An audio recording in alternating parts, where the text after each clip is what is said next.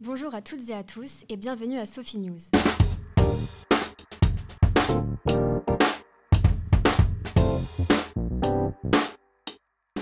Dans un premier temps, Emmeline nous parlera de l'exploitation des fonds marins en Norvège, puis Louis évoquera l'élection de Donald Trump au Parti républicain.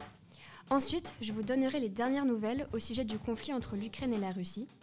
Puis Louis poursuivra avec le remaniement ministériel en France et Emmeline finira par l'interdiction de la pêche sur la côte atlantique.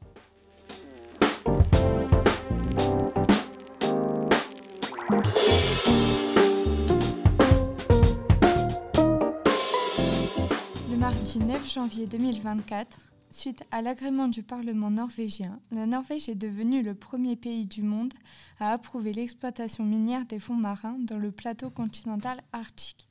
Mais cette validation suscite de nombreuses critiques de la part de scientifiques et défenseurs de l'environnement qui mettent en garde sur une situation écologique irréversible car en effet, l'exploitation va s'étendre sur 281 000 km², soit une superficie égale au territoire de l'Italie. Même si le pays ne fait pas partie de l'Union européenne, celle-ci a organisé un débat d'urgence sur la question mercredi dernier à Strasbourg pour déterminer les conséquences à venir pour la Norvège. Nous pouvons donc nous demander si notre éco-anxiété qui est de plus en plus présente est légitime en sachant que la Norvège est vue comme l'un des pays les plus écologiques du monde, détenant toutes sortes de résolutions écologiques comme des habitats écolos, mais qui apparemment n'enrichissent pas assez le pays au point que celui-ci change de camp. Donald Trump domine les primaires républicaines avec une avancée écrasante sur Nikki Haley, son unique adversaire après l'abandon de Ron DeSantis. Malgré les tentatives de cette dernière pour maintenir sa campagne, les sondages laissent peu de place au suspense quant à la victoire imminente de Trump. Sa campagne imperturbable semble écraser toute opposition républicaine, laissant peu de marge de manœuvre à ses concurrents.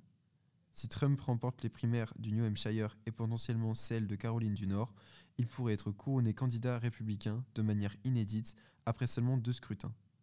Le candidat républicain envisage d'ailleurs d'instaurer une taxe de 10% sur toutes les importations dès le début de son mandat s'il est réélu, ce qui pourrait entraîner une hausse de l'inflation et une diminution de la croissance, selon Adam Posen du Peterson Institute. Quelles sont les dernières actualités du conflit entre la Russie et l'Ukraine ? Pour rappel, le 24 février 2022 marque le début de la guerre en Ukraine par une invasion lancée par le président russe Vladimir Poutine. La Russie, ne voulant pas que Kiev, la capitale de l'Ukraine, rejoigne l'OTAN, qu'elle voyait comme une menace. De nombreux dirigeants mondiaux considèrent qu'il s'agit de la plus grande menace pour la paix en Europe depuis la Seconde Guerre mondiale. Actuellement, l'Ukraine émet l'hypothèse d'une possible destruction de leur système électronique par la Russie, comme cela s'était déjà déroulé l'hiver dernier.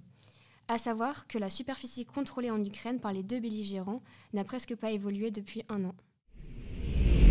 Le 10 janvier dernier a marqué le 4e remaniement ministériel sous la présence d'Emmanuel Macron, en fonction depuis 2017.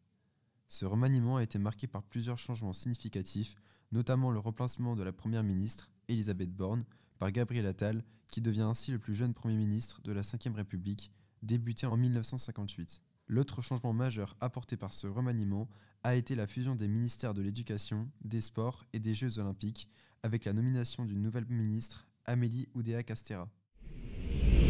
Depuis le 22 janvier 2024, plus de 450 bateaux de pêche de plus de 8 mètres doivent rester à quai du Pays Basque jusqu'à la pointe de la Bretagne, en cause de nombreuses captures accidentelles de dauphins.